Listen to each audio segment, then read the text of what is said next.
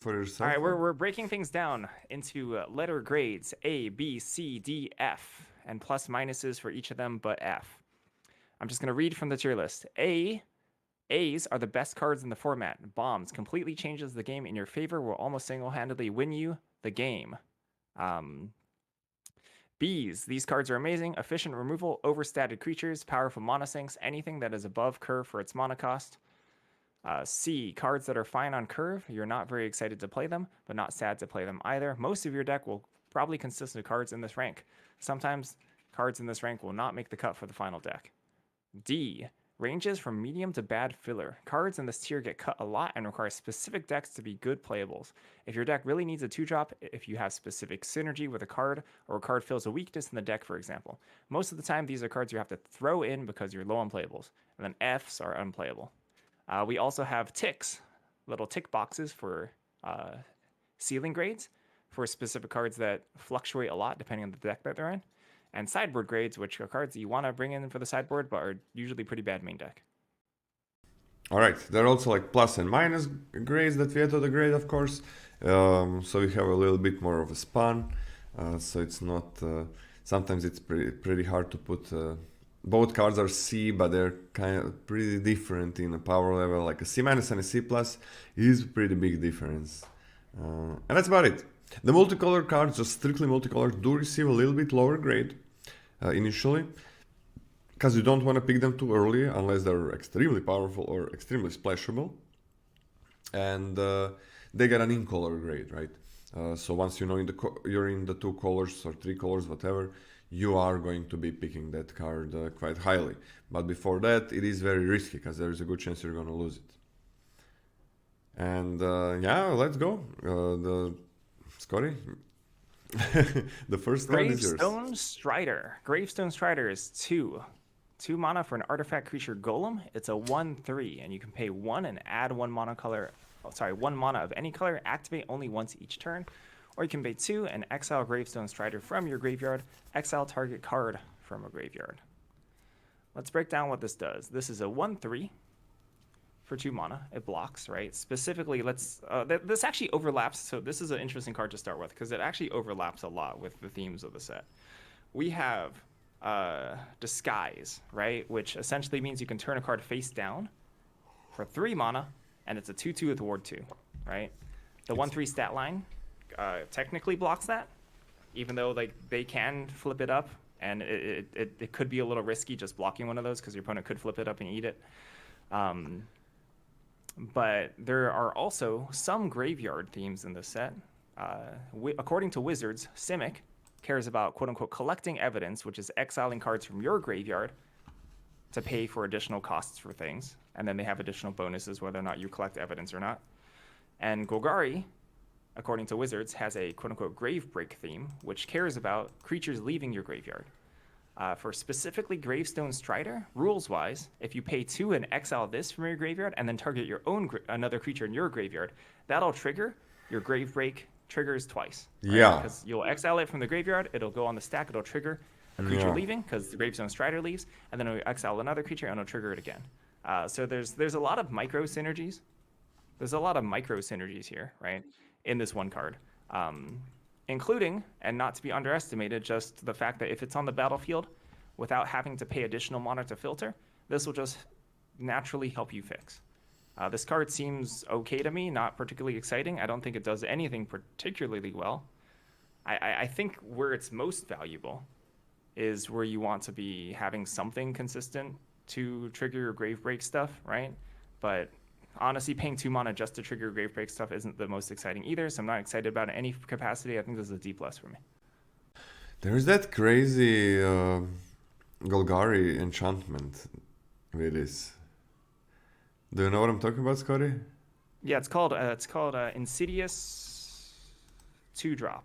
It's called Insidious 2-drop. Insidious Roots. Insidious Roots, thank you. So I just gotta say, cause this is gonna be so powerful with that. Of course, when everything works well. Just to mention that card, it is a Golgari, just 2-drop, just Golgari enchantment.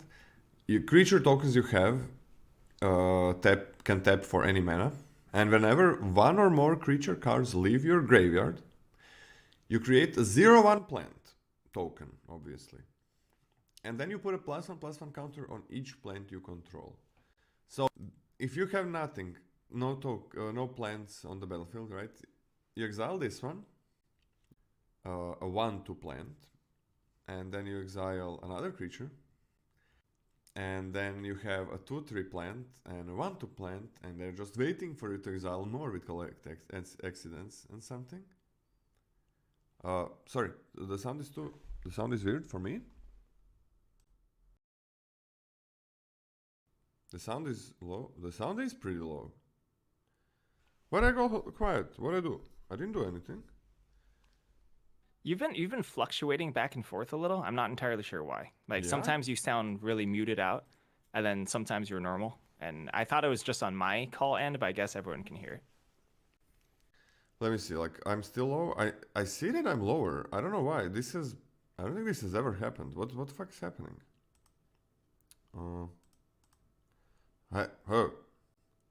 That is really weird. Wait, and when I talk here, that is like better, but I don't want to be in my mic. Alright, what the hell? This has never happened. A bit better, but I'm still low, right? Or is it normal? You sound good to me. I was going lower for you in Discord as well, right? In Discord as well, you're going lower, yes. Oh, so okay, so it's not OBS or anything. What the hell?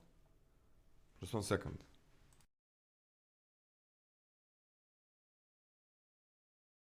And I'm still lower, right? It's a little lower than you were like a couple minutes ago, yeah. What the fuck, man?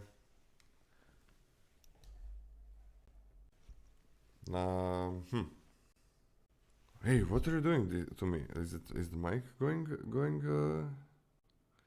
Is something wrong with the mic? Yeah, let me see. Now it's still a bit lower, right? Let me try this. Is it better now? Like, is this better? Sounds better to me. Yeah. Do you want me to go a little bit higher? Because I've upped the gain, but upping the gain means perfect. Okay, upping the gain means that the background noise is captured a bit more, so that's not great. You tell me if you can hear the background noise a bit too much. See, I mean that card with this one is pretty good, but just I don't think you need this for the roots. It's just like a really cool interaction, because it does so much, and it prepares you to get the like to start collecting evidence and getting like a ton of plants and stuff. So it is pretty interesting. I think I don't care what you said that you can block the 3-drops being morph 2/2s with War 2. I don't actually think a 1/3 is actually good at blocking morphs, to be honest. Yeah, I would rather have a 2/2 that trades with them. Right, that attacks. First it can attack through them. Second it can trade with them. Like I want my 2-drop. Yeah? Let's talk about the rule of 5 for morphs. The WotC/Mark Rosewater rule of 5 for morphs, because that also applies to the set, the same as it did for Khans of Tarkir. That rule being for anything below 5 mana. So correct me if I'm wrong. I think you know Khans better than I do. Okay. But for anything below 5 mana, one morph cannot eat another morph in combat when it's flipped over. Is that correct? Yes. Okay. Anything lower than 5. Anything lower than 5. But that's not true for a 1/3. A morph for below 5 mana can for sure eat a 1/3. Yeah. You can have like a 3/2. You can flip into a 3/2. For example. That can happen. Okay, yes. So like I'm actually not super hot on a 1/3 as a morph blocker. Exactly. That's another thing. The first thing is I want to trade with the morphs. Second thing is this can get eaten. You're not sure about it. I went from too low to a bit too loud. I can go a bit down.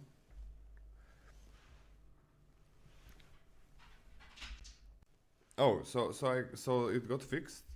What about now? Is this fine, or should I go louder? I made myself a little bit. I'm just tweaking things a little bit. It's why is it fluctuating? What the fuck, man? What's going on? There's no way. This is a pretty new mic. And a soundbar. What happened? It went quiet again. I mean, I made it a bit quiet. Maybe something went on, like the auto adjust that I have never had it. I have never had auto adjust on, so it shouldn't be here. I never used something like that ever. Alright, you guys tell me like if this is fine or if I need to get louder. I think I'm pretty low now, but you guys tell me that I never had auto adjust, and I don't even know how to disable it or enable it, because I never used it. You tell me if I need to get lower or louder. So yeah, I'm on a D+ for this one. I mean, it's fine, right? If it fixes you for mana if you're playing more colors, and it doesn't. It blocks, I guess. So I mean, when you have a mana fixer, you don't want it to trade early, so that's kind of fine. Exiling a card from a graveyard is okay. This is not a flashback set. It's still fine against collect evidence decks. Yeah, I have never had this problem. This is the first time, and it's weird. It's weird. I don't know what to do. So yeah, I think it's just fine.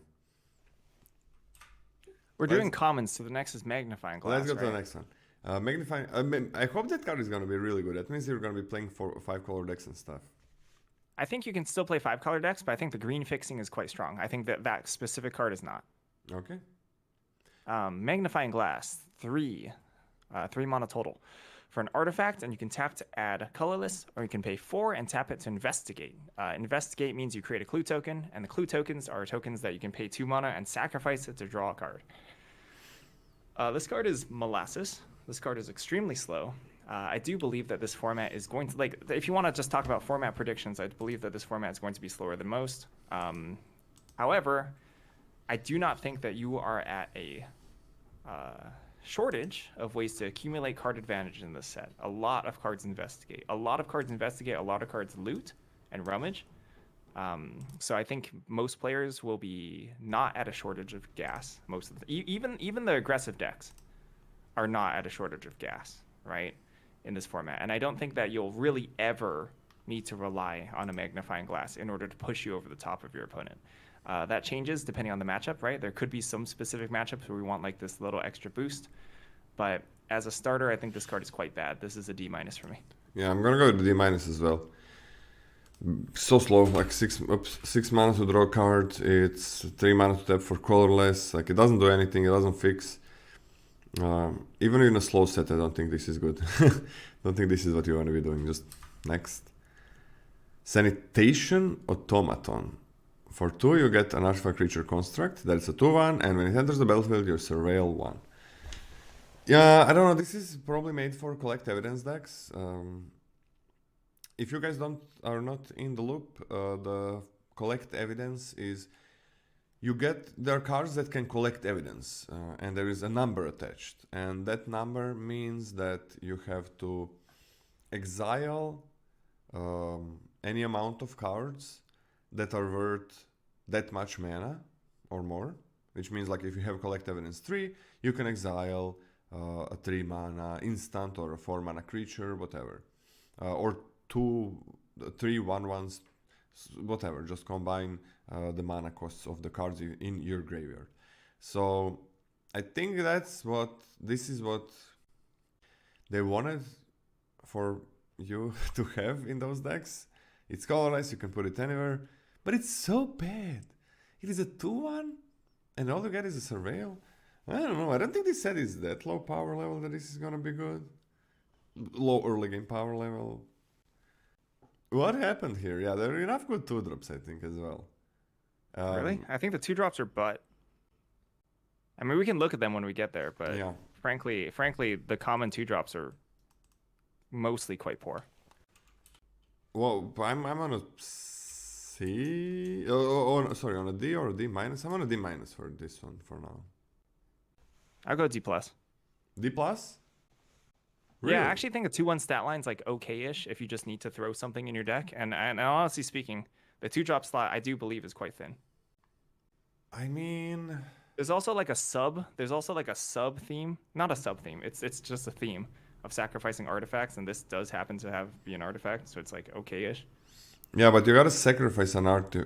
It's not like, you mean a card that lets you sacrifice artifacts, or that's a payoff? I mean, even if this gets outclassed sort of in the late game when it stalls out, you can sack this instead of a clue to some things like that blue 5-drop common. It's like okay, it has some minor synergies. It doesn't push the needle for me, but it's mostly a D plus for me because like surveilling 1 and being a 2/1, I actually sort of like 2/1 in this format, and I think the 2-drops are a little thin. But it does also seem to me like every other 2-drop is better. Doesn't that? I mean, I could be crazy. I like this a lot more than, for example, the Innocent Bystander in red. I think that card is like terrible. Wait, Innocent Bystander in red. Yeah, because this set is definitely gonna be a bit slower. It's right, Innocent Bystander. Let me find it. But it's a 2/1 and you investigate when it's dealt 3 or more damage. You mean because it's gonna be a bit hard to do that? I mean, that's huge if that happens, right? You can just draw a card. Yeah, the 2-drops, this is the weird thing. Like, I'm gonna have a hard time grading this set. I gotta flip away from the modern limited. Because this set doesn't have crazy 2-drops and 1-drops. Like we've had in the last year or two. Like, go back 5+ years, and it's not, this set is not crazily different. But from the last year or two, this would be unplayable basically. It's man, I'm still gonna be on a D minus. I think basically every other 2-drop is better. 5 years ago, had Healer's Hawk. Oh, Guilds of Ravnica was 5 years ago. Yeah, we're geezers now. We're old. Oh my god, I gotta stop saying 5, man. That was 5 years ago. That felt like less. I'm not gonna say how much less. All right, next up. Thinking Cap, which is 1 mana total for an artifact equipment. Equipped creature gets +1/+2. Equip Detective for 1 or equip 3. +1/+2 if you're equipping for 1 is large stats. That is a good equipment. 1 to play, 1 to equip for +1/+2 is a good equipment. 1 to play, 3 to equip for +1/+2 is an unplayable equipment. This is only a detectives card, right? This is only a detectives card, and frankly speaking, I think this is a really solid detectives card. I actually do like it in a detectives deck. A lot of your detectives, there's ranges. There's ranges of detectives from being like small ball creatures that you can sort of push through larger boards or even block better, to evasive detectives that you can help increase the clock for on the relative cheap. I think if you're already in detectives, Thinking Cap will actually be an actively sought out part of your deck. And I like it. I like this. This is for me even starting at a C, but probably has a ceiling. And this is a Azorius card, right? Yeah, this is an Azorius card. I think that you can have a sub-theme of detectives in Boros. You can, but I don't think it's going to be every deck in Boros. But like, I can certainly see decks in Boros where I'm like, hey, I want Thinking Cap. Isn't there 0 detectives in red? There's one, the detective 4-drop, Menacer Suspect, makes a detective at common. At common? At common, yes. Oh, but it's not detective. It's not a detective itself. It makes a detective. Oh. But, and honestly speaking, the white creatures are fantastic. The white creatures are fantastic, and they're highly sought after, and most of the white creatures are detectives. The white and blue creatures, there's a ton of detectives. There is a ton. There is let me just quickly see. So like there's almost every desirable common's a detective in those colors. Yeah. There's like 1, 2, 3, 4, 5, 6, 7. blue detectives on common, and then in white there is. Okay, I counted 2 that can be played in any color. In white there is like 1, 2, 3, 4. That's a lot of detectives. And what do you say, like that there was a Boros? I forgot about that one. Yeah, it's a 4-drop that makes it. It's a 2/2 that suspects itself and makes a 2/2. Ah, yeah, I don't know about that one, but The card's kind of mid. Yeah. yeah, I don't know about that one, but it's. I mean, this is gonna be really good in. Whew, the 3 mana morphs are nothing. This. What grade did you give this? I gave it a C. I'm gonna go for a C as well. And ceiling? I think it's ceiling. It's like, okay, imagine every one of your decks, every one of your cards is a detective. This is like a B- to me. A B minus? Yeah, like, okay, I think we're in disagreement with chat. Do you think that +1/+2 for equip 1 is a powerful effect? Hieretons doesn't think it's very powerful. +1/+2 is very powerful. +1/+1 is nothing special. But +1/+2 is very, very powerful. With the ability to move it around for 1 mana. Yeah. Makes your attacks completely different, makes your blocks... it affects combat greatly. Like, just to put it in perspective, +2/+2 for kind of cheap equip is broken. Like, +2/+2 is completely broken in limited. If just +2/+2, like if you can do it for 1 mana, +2/+2 is completely broken. It breaks the game, it breaks the attacks, it breaks the blocks. Like, it is extremely hard to keep up with a +2/+2 equipment that goes around. Now, +1/+2 is infinitely better than a +2/+1 on an average situation. I don't think it's even close. Giving something +2/+1 or +1/+2. Of course, if you have some crazy like billion 1/1 flyers or whatever, it's different. But I'm talking about the average situation. Ghostfire Blazing Council is a bomb. Is that the +2/+2? You can equip it to a colorless creature for 1? That's the one. Yeah, but it's different. It was good, yeah, but it was also a weaker set probably. But that one you're equipping to only to morph creatures, and then very late in the game you're doing it somewhere else. But this one it's kind of they're different. They're different. But if most of your deck is detectives, then this can be better. I mean, I still think like the ceiling is probably a C+. I'm okay with the ceiling C+. Okay. I think I'm picking this. I mean, you gotta be Azorius, right? This is almost always you gotta be Azorius. There's not that many detectives if you're not Azorius. Oh, there's also a white card. there are 2 more white cards that create detectives that I didn't count. Yeah, there's so many detectives. There's so many detectives. Yeah, there are more white cards. Like, but it's white blue. In green you have some, but it is not that good. So I'm going to make. So here's I guess the first take of mine. I think the white creature suite in detectives, assertive white creatures are deep enough where you can be white X, where your creature suite is mostly based in white detectives, and you're supporting spells are off color. That I think white X is its own archetype, and I'm happy to put this in any white X deck. Yeah, if people are playing slower deck, this is gonna be a pain.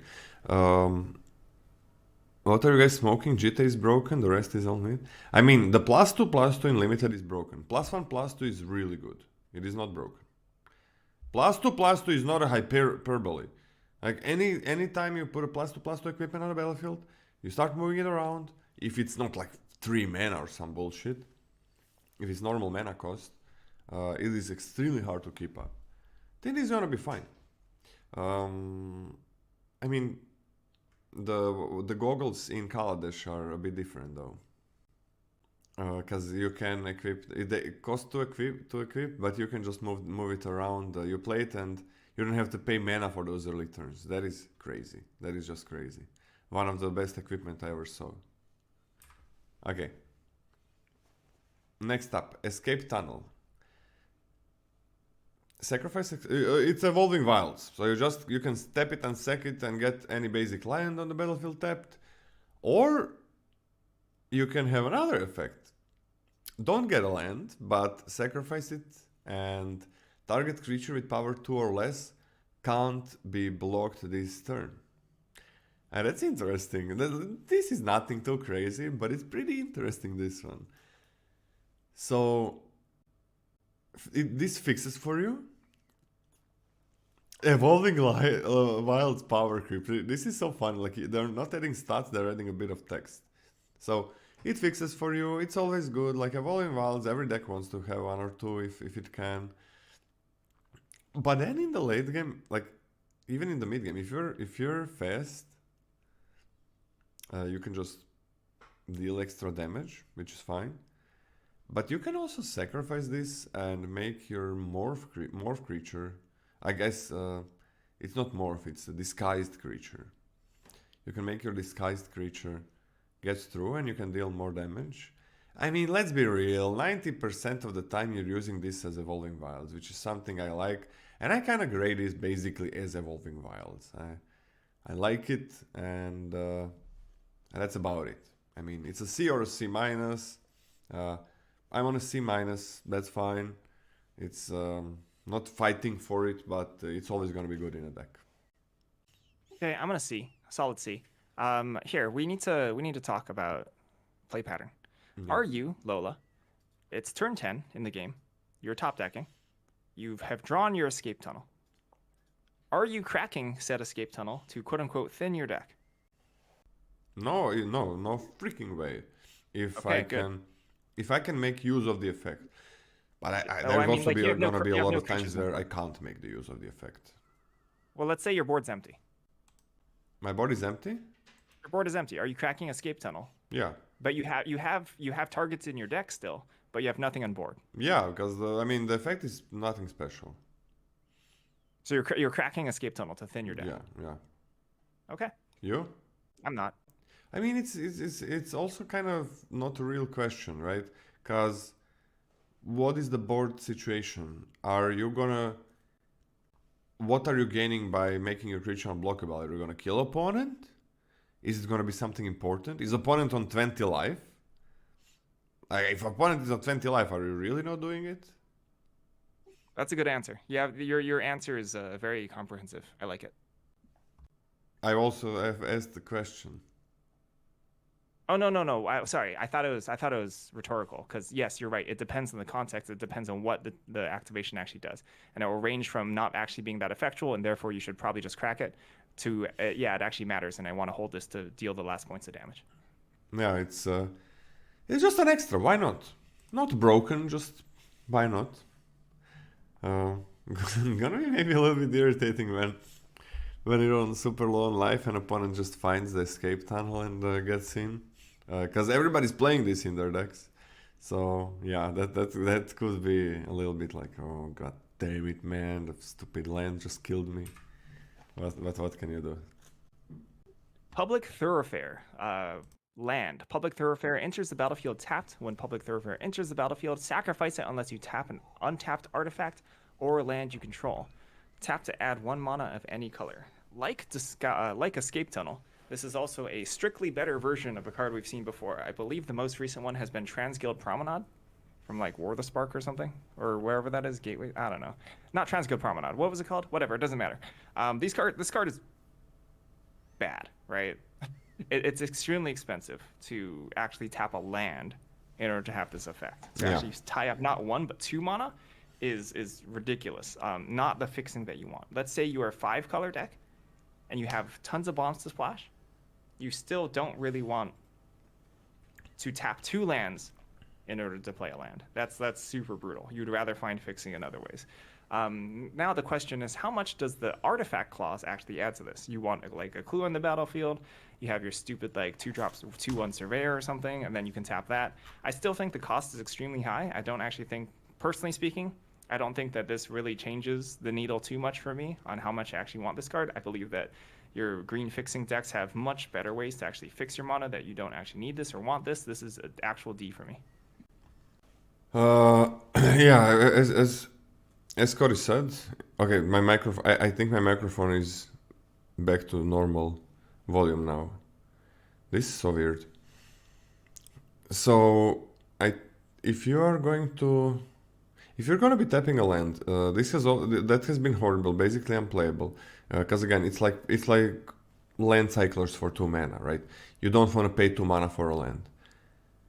But if you're tapping a creature or an artifact, that is better. That is definitely better.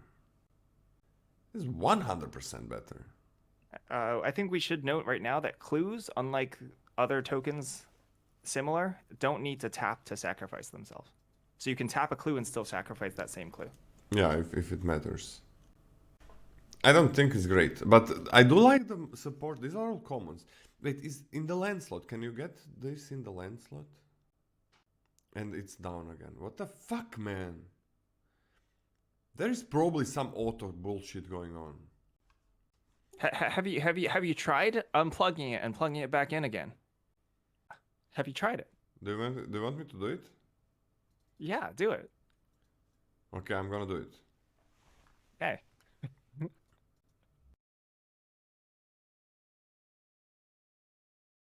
I don't know. Let's see. Maybe something happened.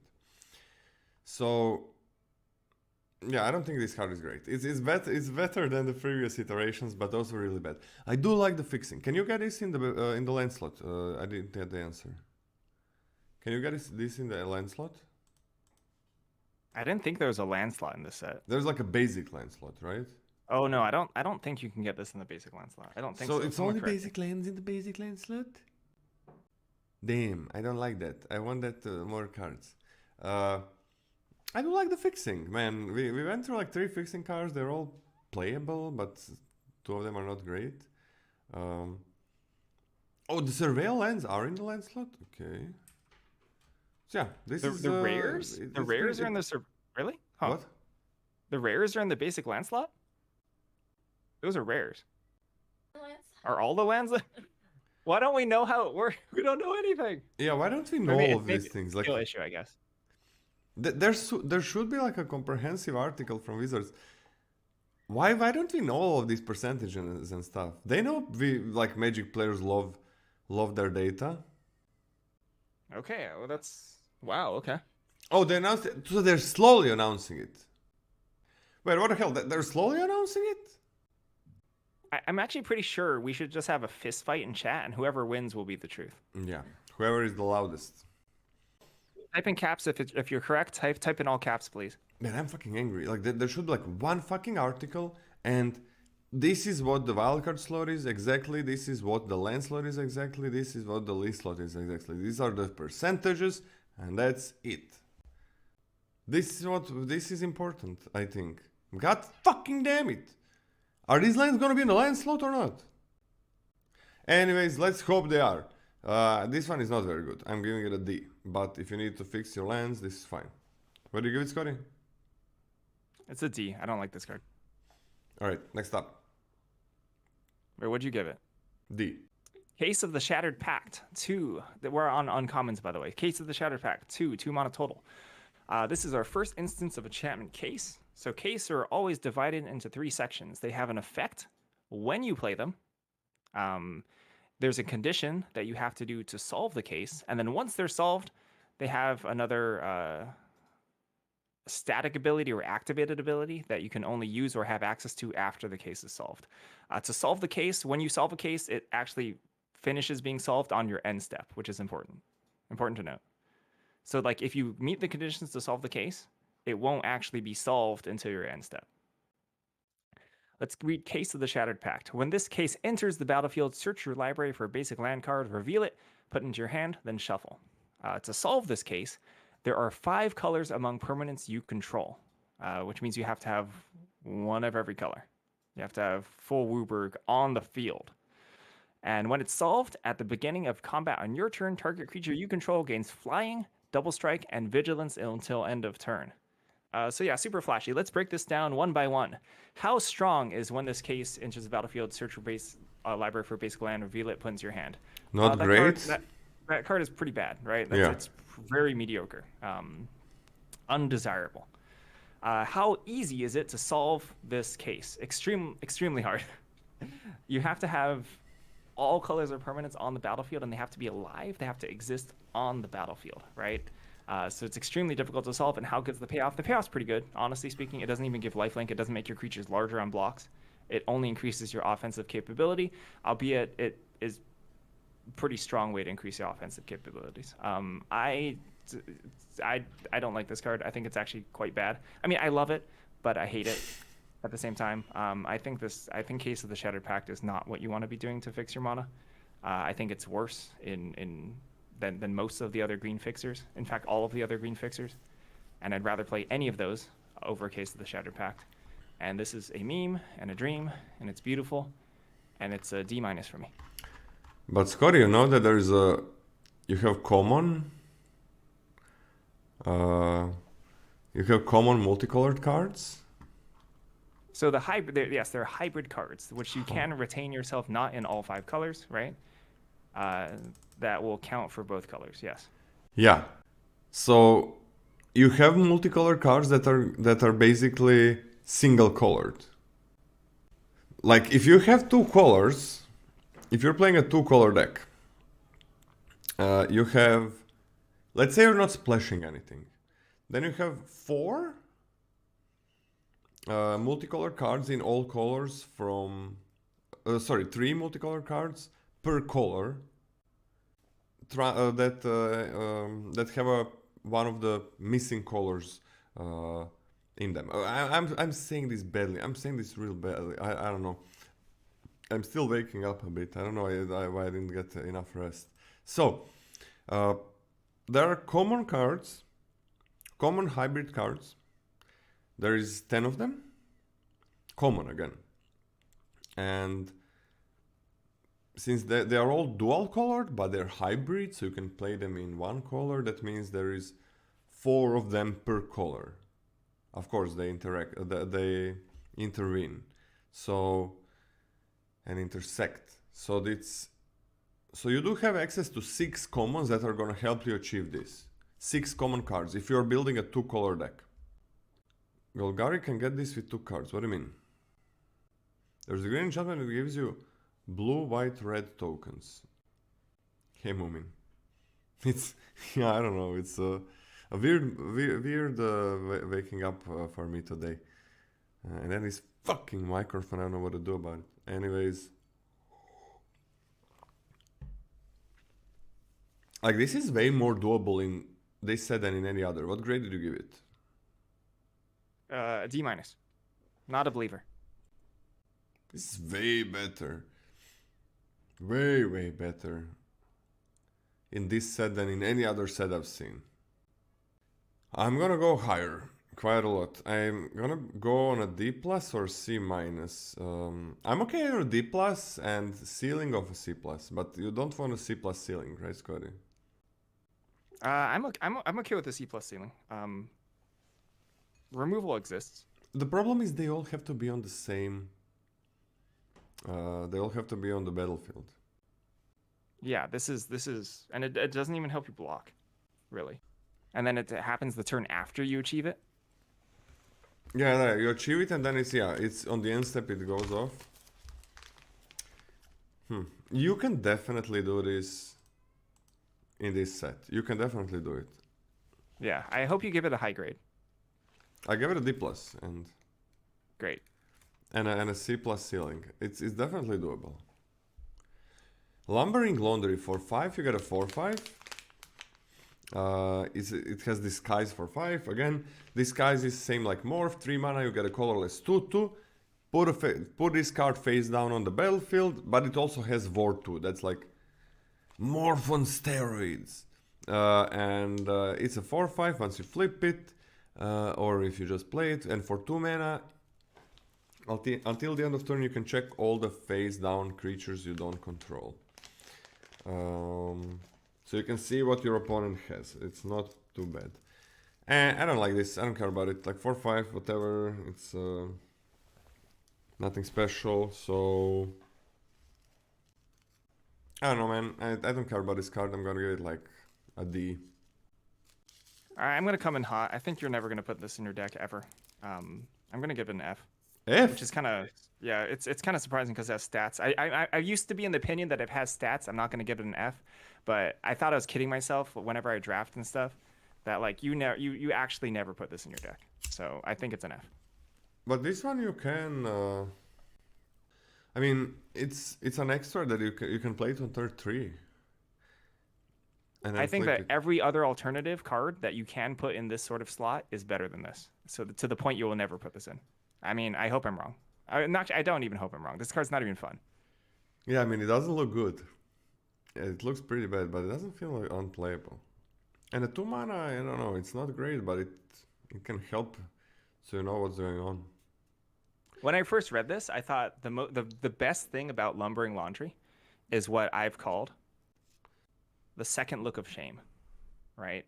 Because you pay 2 mana, you look at all your opponent's stuff. This is especially true for paper.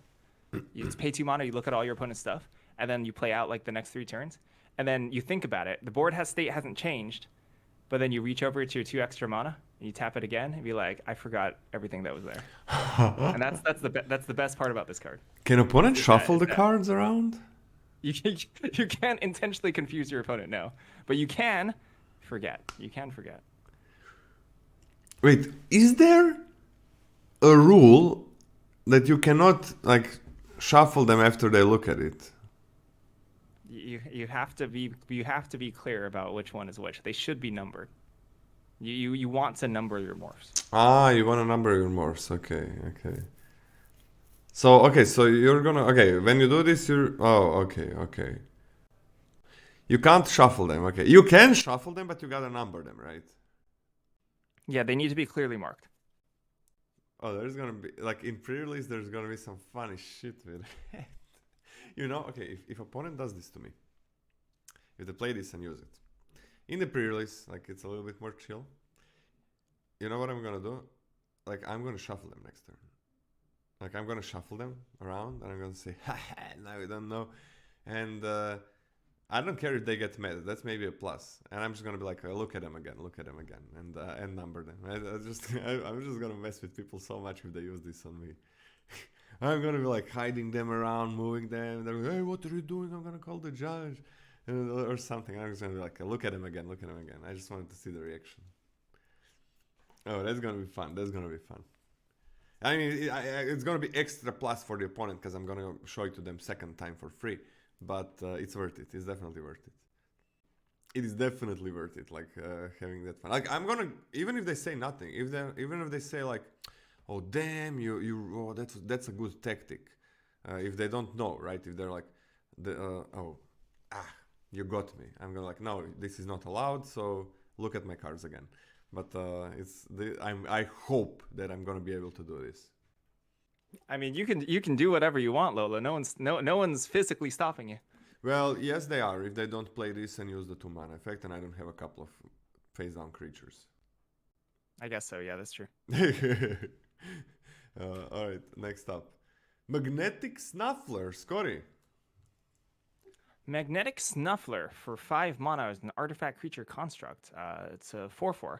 When Magnetic Snuffler enters the battlefield, return target equipment card from your graveyard to the battlefield attached to Magnetic Snuffler. Whenever you sacrifice an artifact, put a +1/+1 counter on Magnetic Snuffler. According to WotC, according to Wizards, the Izzet theme is sacrificing artifacts. There is a common cycle, or uncommon. Uncommon. There's an uncommon cycle of clue-based equipments, which you can play. All of them, I believe, cost 1 mana. And you can sacrifice one of them costs 2 mana. One of them. Oh, you mean the sacrifice ones? Yeah, they're all one. Yeah. They're all 1 mana that you can all sacrifice. They're all clue equipments. Well, one of them, white has 1 food equipment and 1 clue equipment, but there's a bunch that you can sacrifice. So it's actually quite easy to get an equipment into your graveyard for this. However, they're not all created equal. Not all of the clue equipments are in my opinion, good. But it's still that this is not a 4-4 for 5. This is pretty easy to engineer that it's like 5-5 plus, right? 5-5 or better. And it only gets larger when you sacrifice things like your clues that are already on the battlefield, because the second clause triggers whenever you sacrifice a clue. So I think this is actually a pretty this I think can be a pretty threatening 5-drop. But I'm still not. This is one of those cards that you're excited to see when you have the pieces, and not one that you take over actual good cards that don't require like a 1+, like an A+B setup. Like this is an A+B synergy card. If you have this synergy, it's pretty good. If you don't, it's truly terrible. it's like not playable at all. So it's like a C for me. Yeah. I don't even know if it's that good when you play it when you have equipment. Like, how good is that equipment, really? Like, I don't... we have only one common equipment, and it's colorless, we went over it. But how good is that equipment? The thinking cap, or what? Huh? The common equipment? The uncommon equipment. Oh, they range. I think a lot of the clue equipments are frankly poor. But there's some narrow ones that I think are quite good because the bailout of being able to sacrifice them makes them good. If you want a spoiler, I'm a rope believer. I don't know if you're going to be a rope believer, but I think rope is really good. What believer? Rope? Like the green? I am a rope believer, yes. I think rope is a very strong magic card. Like +1/+2 has reach and can't be blocked by more than one creature, and... Yep, if you want to... I don't know if you want to fight about it now, or if you want to fight like 2 days from now when we finally get to green. Yeah, it's like... But it's 3 mana to equip. Yep, it is. I don't know about this one. I'm gonna give it like a D+. I'm not sure how good that equipment is gonna be. Hope it's gonna be fine, and then... The thing is, you need to have it in the graveyard, right? How many can you play? How many uncommon equipment are you gonna get? Like, just give it a D from me. A D. Oh, actually, whenever you sacrifice an artifact like +1/+1, that's not nothing, so... Yeah, I kind of forgot about that clause. We talked so much about equipment that I forgot. You gotta have it in the graveyard. It's just one big body. I'm gonna give it a D+. I'm on a D+. I think it's fine. Hopefully it's gonna be good. Hopefully it's gonna be really good, because that's gonna be interesting. But kind of whatever right now. Branch of Vitu-Ghazi. It's a land that taps for colorless. It has these guys 3. And when it is turned face up, you add 2 mana of any one color. And until the end of the turn, you don't lose this mana as steps or phases end. So it's a colorless land that can be a 2/2 creature if you have enough lands, and what, you flip it for 3, and then you didn't gain any mana, but you didn't lose any mana. So because you can tap a land and you get 2 mana extra, so you're not ramping with it. You can ramp a turn later with this. That's a pretty slow ramp. It's a pretty bad ramp, yes. So how the ramping part for this works is you cast it face down for 3. On turn 4, you flip it, you still didn't ramp, and on turn 5, if you have another land in your hand, which is the land number on curve, you ramped.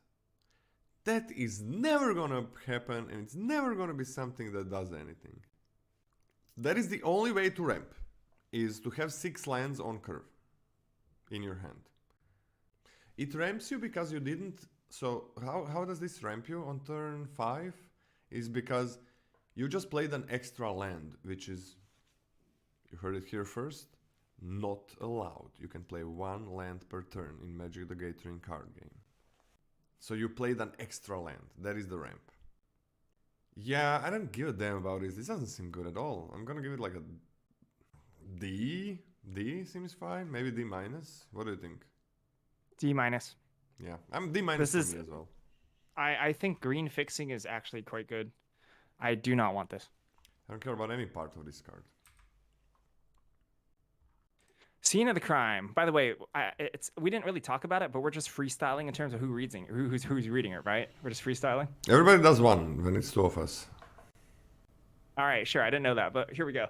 Yeah, I figured you didn't know it when you read two or three cards, I think, in a row.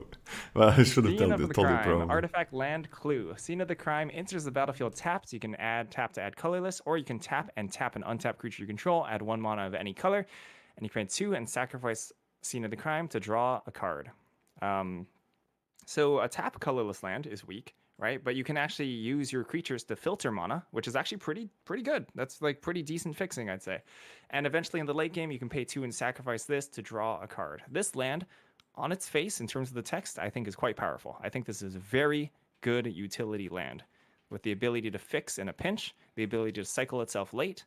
Then we have to examine the downside of it being an artifact land. There are strong, highly playable, main deckable sources of artifact hate in this set, I believe. I think that, and I think the fear of getting your lands blown up will be overblown. And I think you should always play your Scene of the Crime, and I think you should take it relatively highly. I like it. I like the card. I think for me this is a C+. It's also it also works like when with things that want you to sacrifice artifacts, because it's an artifact land. It doesn't have to be tapped, so it's basically 1 mana to draw a card with it. Yes, because you can tap itself to add the colorless, and then you can sacrifice it. Yes, perfect. I mean, it's 2 mana, right? What I wanted to say is like it is not 3 mana, which I don't know. Every single land that we play in common and uncommon is like you gotta pay a certain amount of mana plus 1 because you gotta tap the land. So this one is really 2 mana. You can sack it immediately, by the way. What do you mean? Well, even if it enters the battlefield tapped, then you can spend 2 additional mana to sacrifice it. It doesn't have to untap before you sack it. Yeah, so that's also nice. Yeah, I kind of like this one. I'm gonna see for it. I don't think I take it super high, but there is a really good colorless fixing in this set. Not crazy powerful, a lot of those things, but a lot of super playable things. So that's pretty interesting. Hey, did you know that if you play this on turn 1, your opponent can drop a green mana of forest and kill this on turn 1? Isn't that fun? Yeah, I was thinking about it. That's fun, right? Yeah, there's pick your poison that kills an artifact. If they do that, shit. Alright, we are onto the rares. We got Cryptex first for 2. It's an artifact, and you can tap it and collect evidence 3. Again, collect evidence is just exile any amount of cards from your graveyard with total mana value of whatever the number after collect evidence is. So if you tap it and collect evidence 3, you add 1 mana of any color. And you put an unlock counter on this thing. And when you can sacrifice this to surveil 3, then draw 3 cards. And activate it only if you have 5 or more unlock counters on it. This is hard to do. And you need to do this 5 times. Right? You need to do it 5 times over 5 turns. Probably a lot more than 5 turns, because you can't do it. It's not always going to be efficient, right? You have a 5 drop and you're going to have to collect evidence with it. Yeah, it's going to be a lot more than 15. I think this is horrible. I'm going to give it an F. I think this is unplayable. This is an F. Let's tackle... Do you want to tackle all the surveil lands at once? At once. You're doing all of these at once. There is 10 of them, right? Yeah, there's 10, one for each color pair. They each add 2 mana. They all enter the battlefield tapped. And when they enter the battlefield tapped, when they enter the battlefield, you surveil 1. These are fine, right? Surveilling 1 is nice, can help you feel evidence. A nice minor upside to your fixing lands. I think I'm all on C- for these. They're all totally fine. I don't really have anything particular to say about them. Yeah, they're fine. I'm on a D+. You just take them if you need them. That's about it. It's if you want to fix, they work. These are all of the surveil lands. Enjoy the view, ladies and gentlemen. And Not much to talk about there. Next up, we have Auspicious. Oh, we're on to white. Oh, that was fast. We are. I think we're getting the pace going. This is the thing for me is like this set is a bit hard.